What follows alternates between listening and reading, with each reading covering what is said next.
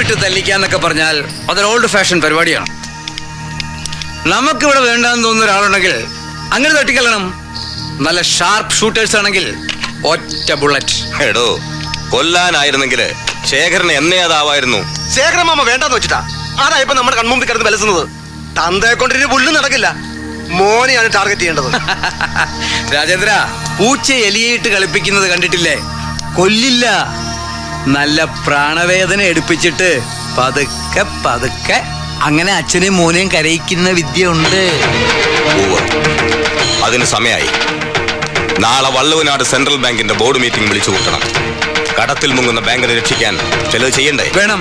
കിട്ടാക്കടങ്ങൾ പിരിച്ചെടുക്കണം. Repaying capacity ഇല്ലാത്ത ക്ലയൻസിന്റെ ഈട് ജപ്തി ചെയ്ത് പണം വസൂലാക്കണം. എന്റെ കണ്ടീഷൻ നീലകണ്ഠന് മനസ്സിലായില്ലേ? ഒഫീഷ്യലി എനിക്കിപ്പോൾ ബാങ്കിൽ പവറൊന്നുമില്ല.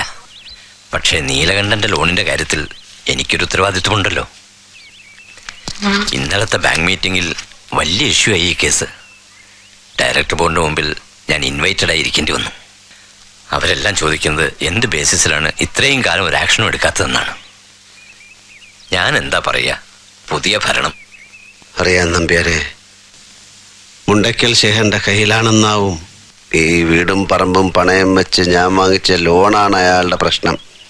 അല്ലെങ്കിൽ അതാണല്ലോ അയാളെ ബാങ്കിന്റെ തലപ്പത്ത് വരാൻ പ്രേരിപ്പിച്ച കാര്യം. കാര്യങ്ങളൊക്കെ നിങ്ങൾക്കറിയാം. എത്രയും വേഗം എത്ര രൂപ നമുക്ക് അടയ്ക്കാൻ കഴിയും? കുറച്ച് പണം എന്നാ പിടിച്ചു നിൽക്കാൻ പറ്റും. പണം നിത്യ ചെലവിനുള്ളത് ആരുടെയിലുണ്ടാവും. അതിന് മുകളിൽ ഒരു തുക ഞാൻ കണ്ടിട്ട് കാലം കുറേ. നമ്പ്യാരെ, ഈ 500-ന്റെ ഒക്കെ ഒറ്റ നോട്ട് ഇറങ്ങിയിട്ടില്ലേ? ഇതുവരെ ഞാൻ കണ്ടിട്ടില്ല. നീലകണ്ഠൻ എന്തായി പറയുന്നത്? കാർത്തികനെ വിളിച്ച് കാര്യം പറഞ്ഞാ പോരെ?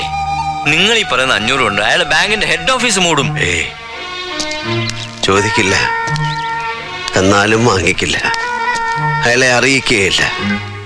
കാരണം ഇത് ഞാൻ അയാൾക്ക് വേണ്ടി ചെലവഴിച്ചതല്ല, ഞാനായിട്ട് വരുത്തി വെച്ച കടമല്ലേ. അപ്പൊ പിന്നെ അറ്റാച്ച്മെന്റ് അല്ലാതെ ഞങ്ങൾക്ക് മറ്റു മാർഗമില്ല.